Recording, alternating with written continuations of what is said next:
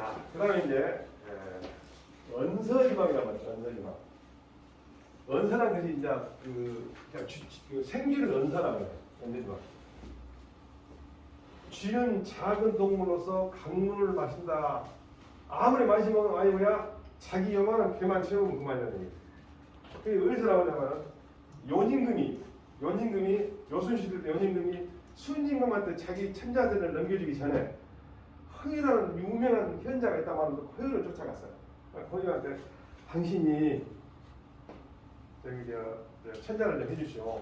그럼 저는 말이 그냥 해주는 게 아니라 지금 내가 촛불을 내가 지금 정치하는 건 횃불을 두고 있나 마찬가지인데 해가 떠보면 횃불은 필요가 없지 않소. 내가 지금 밭에 물을 준다고 조르로 물을 주고 있는데 비가 오면은 조르가 필요 없어.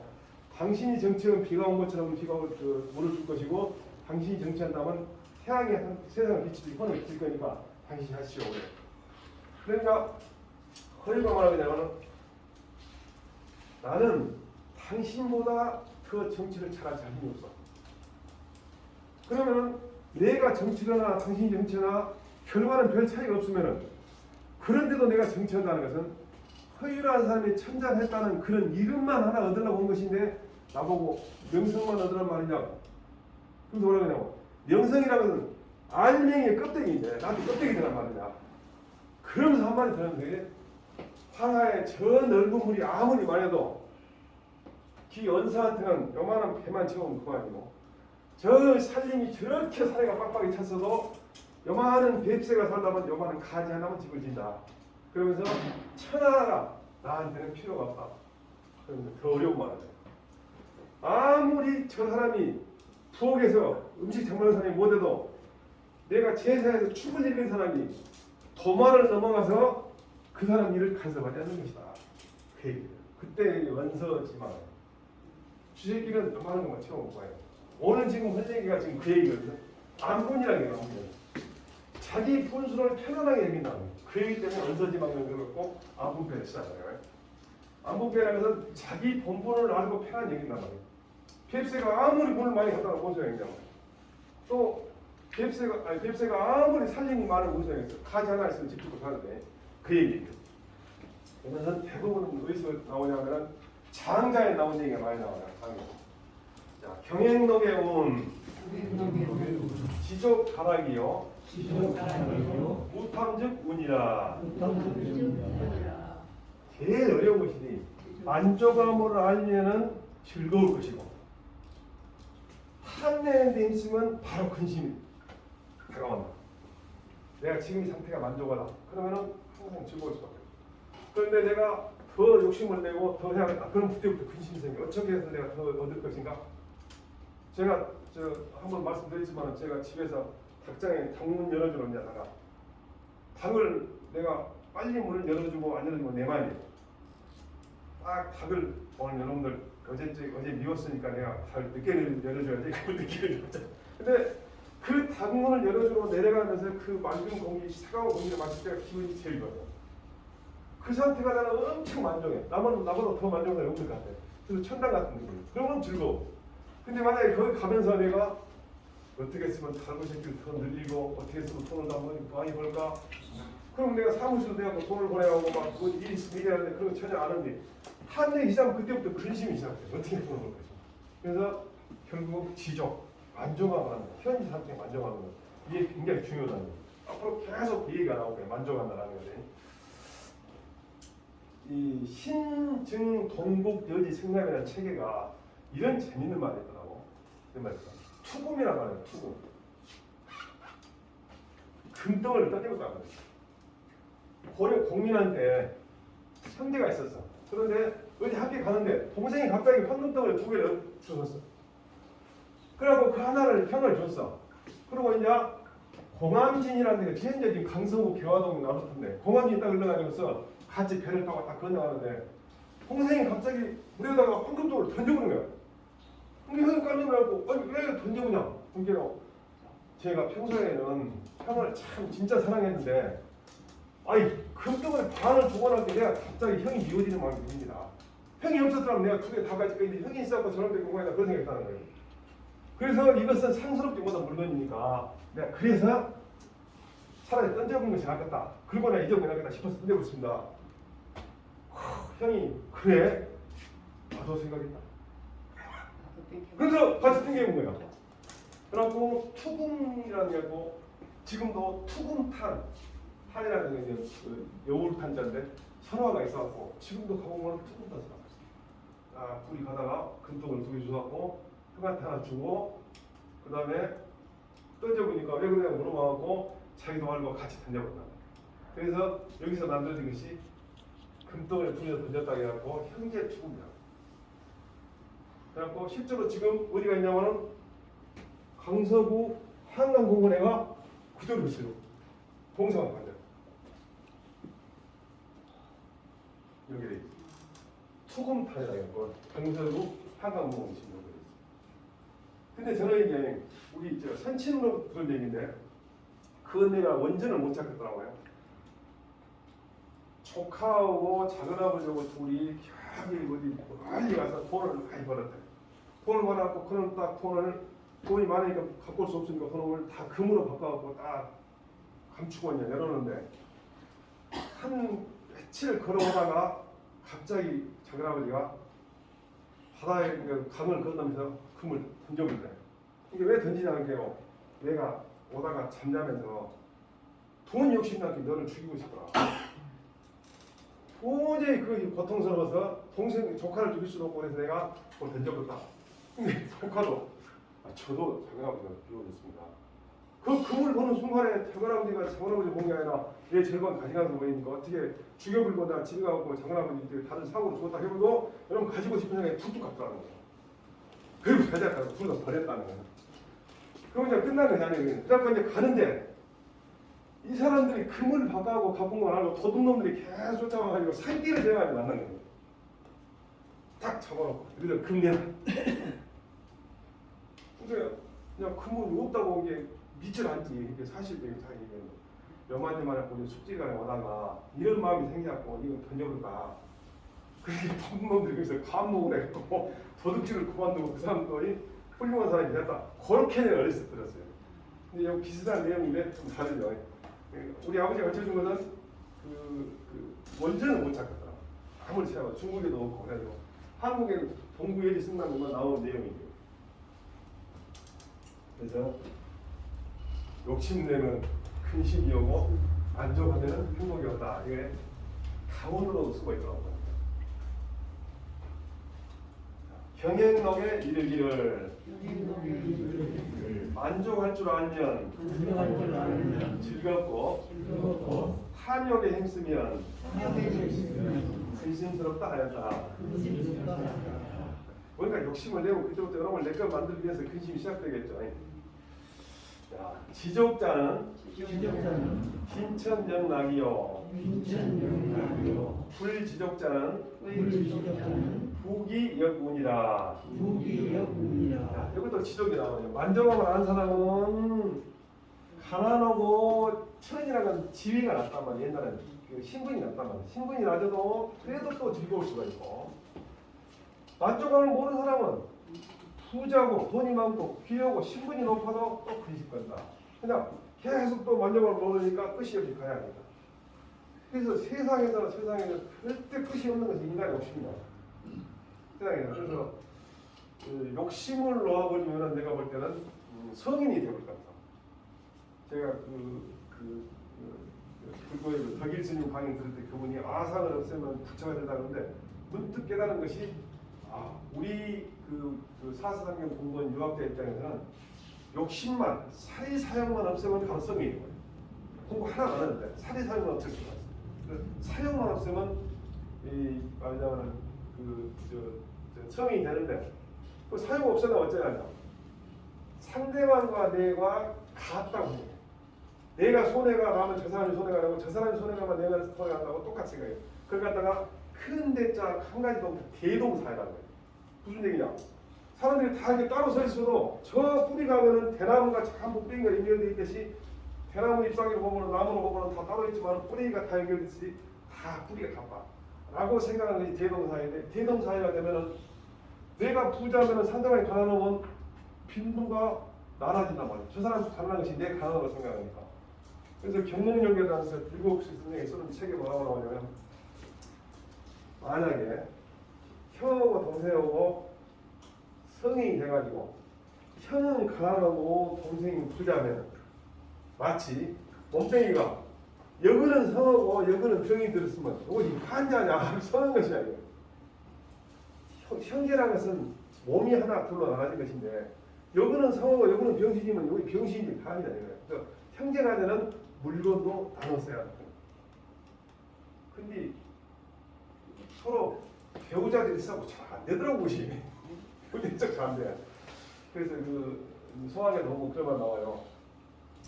배우자와 내 생각이 같을 수 없는 것은 비유한다면은 밑에는 네모진 그릇이고 뚜껑은 동그란 거 똑같다. 안 맞다게 죽어요. 이게 안 맞다는 것을 알고 살아야 돼.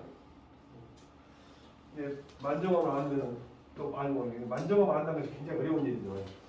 얼마 전에 자연인인가를 봤더니 프렌승이라는 그 사람이 서울대 졸업해가지고서 운동권에 있다가 나중에 간첩을 몰려갖고 고생도 많이 하고 해가지고 외국에 많이 돌아다니고 인도도 많이 있었고 그래가지고 지금 산에서 그 산거지로 살고 있어. 산거지로 프렌승이라고 이름도 이제 프렌승이라고 근데 나이가 지금 한 69세나 70세 될 것더라고요. 그러니까 이 나이였는데 가만히 보니까 자연인 중에서 제일 말하자면 좀 누추하게 하더라.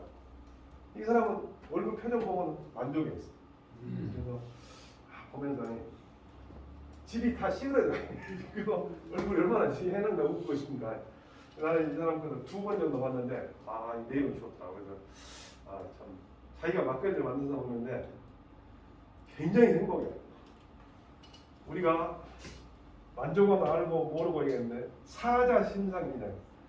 사치스러운 사람은 마음은 항상 편안할 것 같아요. 그냥 누가 명품을 하나 갖고 싶으면 특히 젊은 여성들 내가 100만 원짜리 명품 갖고 있다고 그냥 우리 저희 와이프한테 한번 당신도 평생 동안 공무원 아내로 살면서 명품도 못 가졌으니까 내가 이번에 저축이 정도 된 거 있으니까 한 300만 원 줄 테니까 당신 올해 내가 한 농림부 강의를 한 1,000원만 원 벌었어요. 한 300만 원 줄 테니까 명품 하나 좋은 거 사야겠다 하신 말씀이 300만 원 앞으로 근처에 못 가잖아요. 그렇게 비싼가 봐요. 근데 명품이고 뭐이고 사치한 사람은 아무리 말해도 마음이 항상 가난할 수 없어요. 그래서 마음에서 욕심을 딱 줄이는 순간에 자기가 부자가 됩니다. 계속 비슷한 얘기 나옵니다. 자, 만족함을 아는 사람은 가난하고 천하여도 즐거우며 만족함을 모르는 사람은 재산이 많고 지위가 높아도 근심한다. 그러니까 근심 많고 살려면 왜야죠? 제가 이제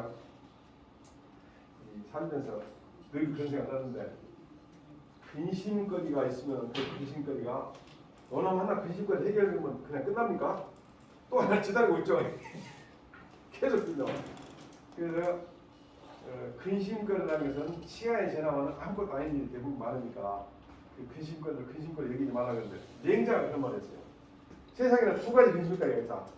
하나는 하루아침에 없어질 일조지원이라고 해가지고 하루아침에 즉 시간이 지나면 해결될 근심거리가 있다. 대부분은 다 시간이 지나면 해결된다고 해요. 그런데 어떤 하나는 종신토록 즉 종신지우라고 해가지고 몸이 맞아질 때까지 끝까지 가져갈 근심거리가 하나 있다. 그 근심거리가 뭐냐? 요진금이나 순임금 같은 사람은 어떻게 해서 훌륭한 사람이 스승이 되었고 수천 년이 지나도 다른 사람들의 사표가 되어가는 거예요.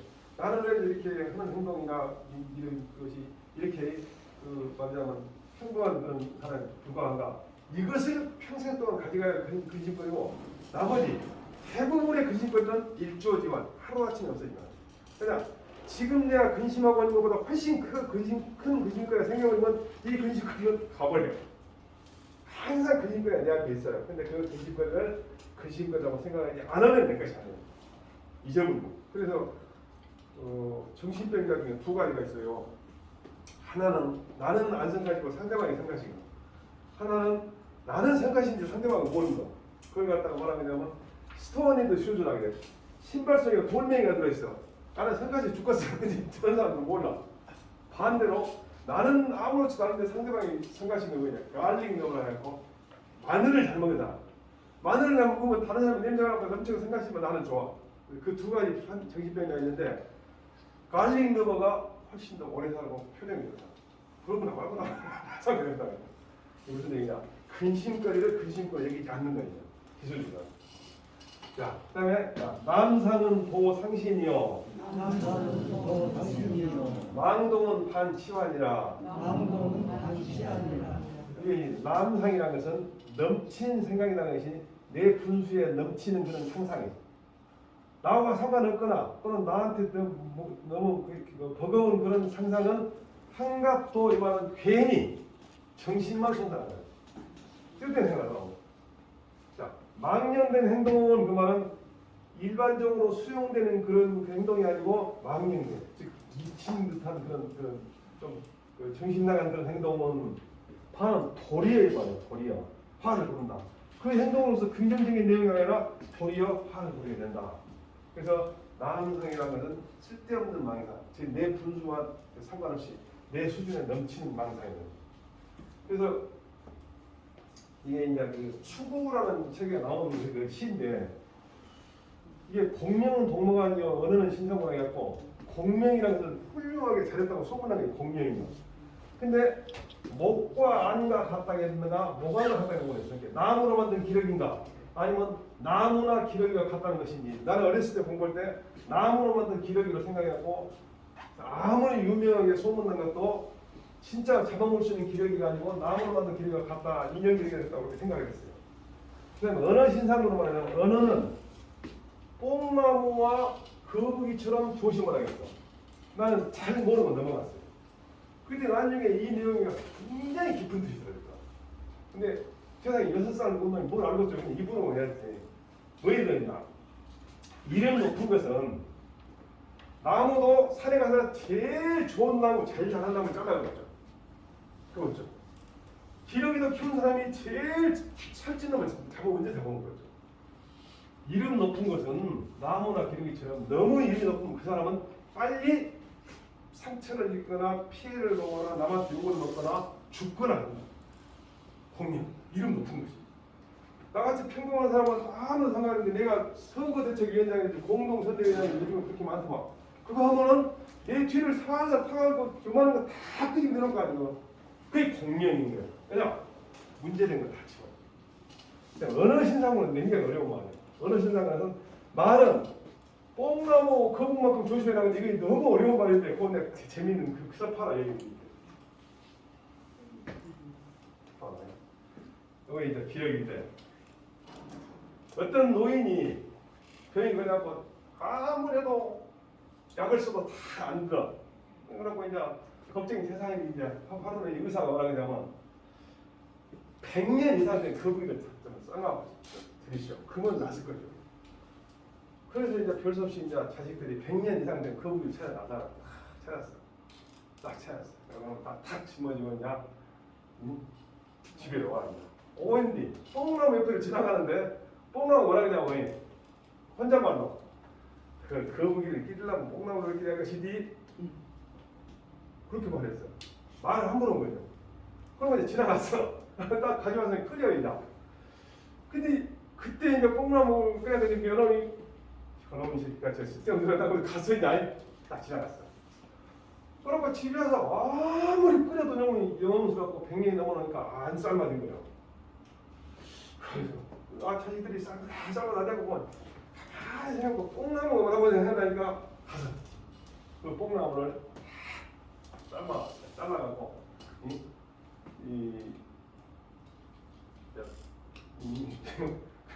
오래 살았으니까 안 죽었다 그러니까 곰곰이 생각해보니까 뽕나무 말하고 조용했다. 그래갖고 가서 뽕나무 잘랐어. 그럼 다 가져와갖고 끓였어. 그랬더니 끓이시는 거야. 뽕나무가 말을 함부로 해가지고 거북이도 죽어버리고 뽕나무 죽었잖아요. 여기서 나온 얘기를 내가 알 수가 있겠어. 6살 먹은 놈이. 그때 그런 걸 배웠어요. 언어 신사는 거. 그래서 저는 이제 시에 대해서 잘 모르고 그런데 어렸을 때 그 공부를 해서 이제 지금까지 해줬는데 여러 가지 시 중에서 공명공명한 언어 신상고라는 것이 어른들 학번에 이해했던 것이고, 또 이제 재밌는 시 중에는 그냥 시인들을 굉장히 높이 생각하는 거 뭐냐면 그 자연을 보는 그런 그 눈이 우리보다 훨씬 다르더라고요. 어떤 시를 내가 지금도 기억을 하자면 그것도 추구에 나온 시인데, 어떤 그 학자가 시를 좋아해가지고 시를 듣다가 한 시를 지어놓고 뒤에 시를 못 지었어요. 계속 고민해. 첫 번째 뭐라고 했냐? 이 풍지도목이라게 바람이 나무 가지에 이르니까 새 꿈이 위험하다고. 새가 잠이 깨울까 싶어요. 새가 좋을 거 있으니까 새 꿈이 풍지도목이라고 했어. 그리고 테이프를 못 찍고 있었는데 요즘 같은 늦가을에 시제를 지내느라고 많은 사람들이 큰 시를 지내고 있는데 절을 딱 하는데 귀뚜라미 소리가 난다. 그러니까 거기서 무릎을 탁 치면서 그 엄숙한 자리에서 치면서 노초의 충성스럽다고 외쳐. 노초라는 것은 뭐냐면 풀잎에 폴 이슬로자 이슬이 맺히니까 벌레 소리가 젖어서 들린다. 얼마나 멋있는 거야. 벌레 소리가 어떻게 젖어서 들려. 소리가 젖어. 근데 어쨌든 그렇게 표현한다. 그래서 어렸을 때 그 시를 외웠지만 나중에 자라면서 야, 시인이 자연을 관찰하는 것은 정말 천재 같은 소리있다. 그 하늘이 준 진짜 능력인 것 같아요. 바람이 가지에 이르니까 새가 꿈이 위험하다는 것도 상당히 좋은 시인데 그 뒤에 아니 세상에 풀잎에 이슬 맺힌다고 벌레 소리가 젖은 소리도 튼다는 말이 되냐 말이야. 근데 그걸 만들었다. 그러니까 그분이 얼마나 그 시가 시상이 딱 떠오르니까 그 중요한 자리에서 조용 멈춰가지고 무릎을 탁 치면서 노초에 충성스럽다 그랬다는 거예요. 그래서 저는 그 시를 보면서 야, 그 시를 짓는 사람의 그 능력, 그건 참 하늘이 준 그런 그 재주가 있다. 이 내용이냐 그 내용이 아까 얘기했습니다. 그 내용인데 이 내용은 내가 글자로 쓴다고 생각해서 그림으로 이렇게 소개해드렸습니다. 그래서 이 내용과 비슷하게 좌중 담소로 신상무라 이걸 나오거든. 같이 앉아 있으면서 사소한 담소라더라도 말 한마디 한마디를 조심해야 한다. 원래 이제 주례에 나온 얘기인데 그 우암 송시열 선생이 유배지를 옮기면서 어느 집에 갔는데 시가 있는데 이 시가 주례가 그 주례가 좌중담소 신상무라. 보통 앉아서 그냥 농담하더라도 말은 굉장히 조심해야 얼만큼 상고 뽕나무 오고 거북이 오고 조심하라 그런 얘기더라고. 자, 지나친 생각은 몸을 상할 뿐이며 허망한 행동은 도리어 화를 불러온다.